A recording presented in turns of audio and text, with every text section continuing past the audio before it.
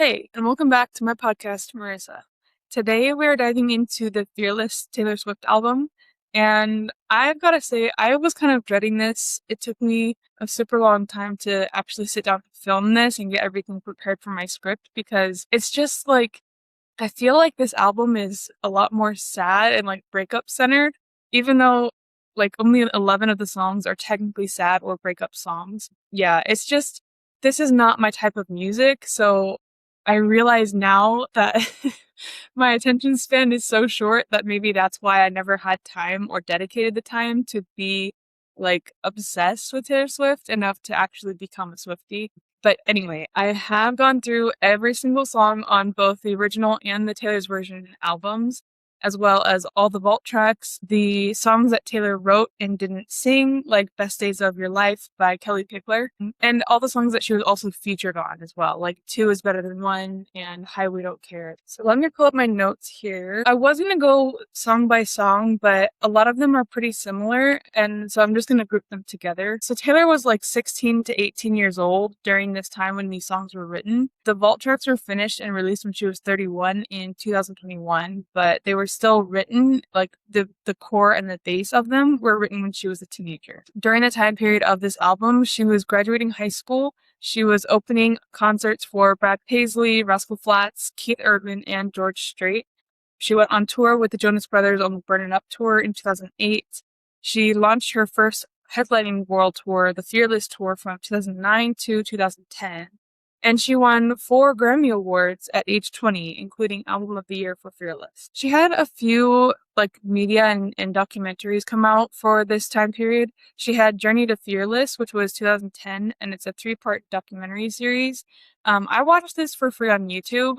I think you can buy it like online at Target if you want to have the physical discs, but I just watched it on YouTube, and it's about 2.5 hours long.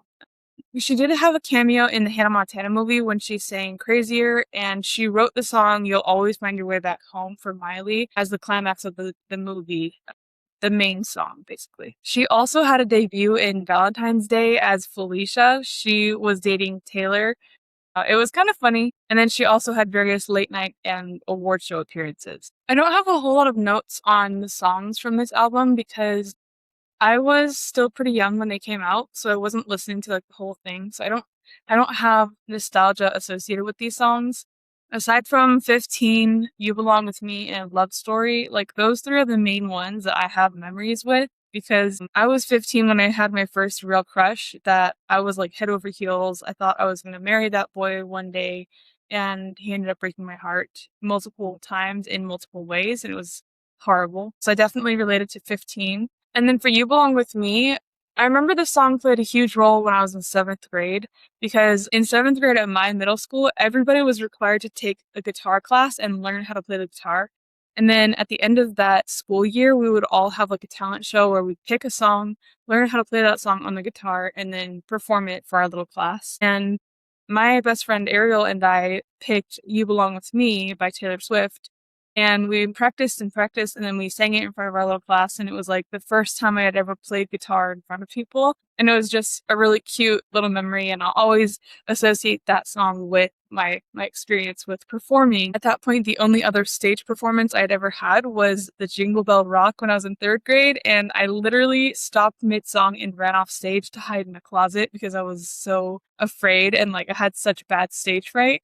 So the fact that that song went well for me permanently marked that song in my brain as like a success story and like, yeah, I did it and I don't have to have stage fright anymore, even though I still do have stage fright sometimes. Yeah, that song will always be like a core memory for me from 7th grade. And then, of course, Love Story. When I was a freshman in high school, we all read Romeo and Juliet, like the actual Shakespeare stories. And this song it was a couple years old at that point, but it was still like the main song that people would associate with the story. So everybody, like all the girls in my class would be singing that song all the time when we were going through the Shakespeare time period of our freshman year in high school. Okay, so as far as chants and actions, In the song Fearless, when Taylor sings this at concerts, she does the heart hands over her head like this after the bridge. So when there's like a silent period of the song and it's just the instrumental part, she just stands there. I'm sure you've seen it. She's done it multiple times. But in the Eras tour, Fearless is Act 2. So Lover comes first and then it's the Fearless era. With 15, I find it really cool that she wrote the song about her best friend and it was a true story. And her best friend wasn't like embarrassed or ashamed. Like she was happy that Taylor was spreading awareness for like how hard teenage girls fall and had the intentions of like hoping that other girls will think first or like make a better decision in the way that you're not giving everything you have or like putting all your eggs in one basket, so to speak. I'm hoping that this one boy will be the one that you actually end up being with forever. Like that almost never happens when you're 15 and when you're in high school. So I think this song, it's really cool to have now as an adult and looking back and thinking like, yeah, in high school, I wish I would have given it more thought before falling so hard for every boy that I ever fell for because I would put everything I had into that and it never turned out right for me as a teenager and as a young adult. I think the lyrics of that song definitely hit differently now that I'm an adult and like hearing Taylor sing it in Taylor's version as like a maternal like guidance and advice rather than like an 18-year-old that has just experienced it. Like both are necessary, I believe, and they both hit hard in different ways. So for Love Story, the fans scream, "Marry Me, Juliet," during the line where she sings that, and it's a very famous song for proposals at concerts. I feel like if I was proposed to in this way, I would be really bummed. Like, I'd be excited, but like, I'd also be a little frustrated that the boy wouldn't like think deeply, like more deeply about me and who I am and what I would want, rather than just doing like a cookie cutter, like all the other girls and boys are doing this, like I want to do it too. You know, it doesn't seem as genuine and as like unique, but I don't know, maybe that's just my opinion. You guys let me know what you think. When I see the song title, Hey Steven, I distinctly remember the song being completely different than it is. So maybe I'm just confusing it with a different song that has the name Steven in it, but I could have sworn it did not go the way that it did when I listened to it this round. But apparently it's about this boy, Stephen Barker Lyles, from the country band Love and Theft, who opened for her in 2008. White Horse is heartbreaking, and it's so real. Like, everybody that's ever been in a relationship can relate to this song. But I also learned that it is featured in a Grey's Anatomy episode in season 5, episode 2. So that's kind of cool. But yeah, for You Belong With Me, the chant is a double clap right after she says, "She's cheer captain and I'm on the bleachers."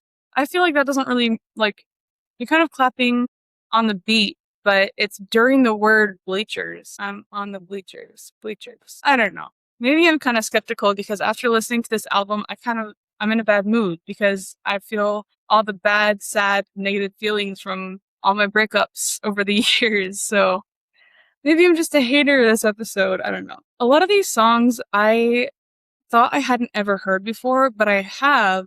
I just didn't know the titles of the songs. So that's been interesting. Like Breathe and what else was it? Change, Untouchable, Come In With the Rain. Like all 4 of those songs. And there are more.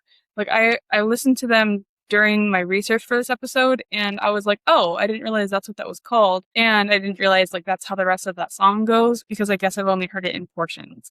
When I was watching the Journey to Fearless documentary, I learned that during the Forever and Always performance, she would throw a chair on stage, which was like so cool. I don't know. That would have been like really, really thrilling to see as a teenager, like watching Taylor Swift pick up a chair and throw it on stage. That would have been cool.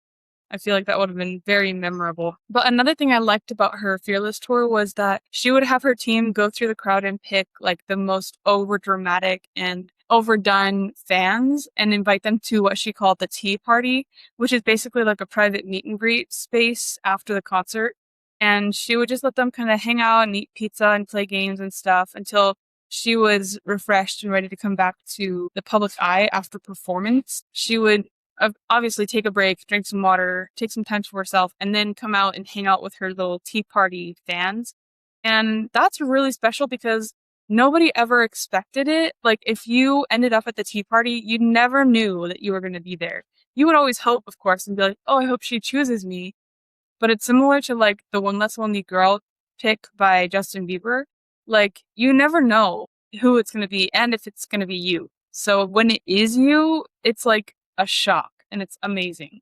So yeah, I don't know how many she would pick from each concert, but it seemed like she had a pretty sizable group in each tea party. So that would have been fun to go and hang out with other super fans and then hang out with Taylor herself. So I feel like that would have been a really unique experience. What's crazy to me is that Crazier, the song from Hannah Montana, the movie, it's not really listed anywhere.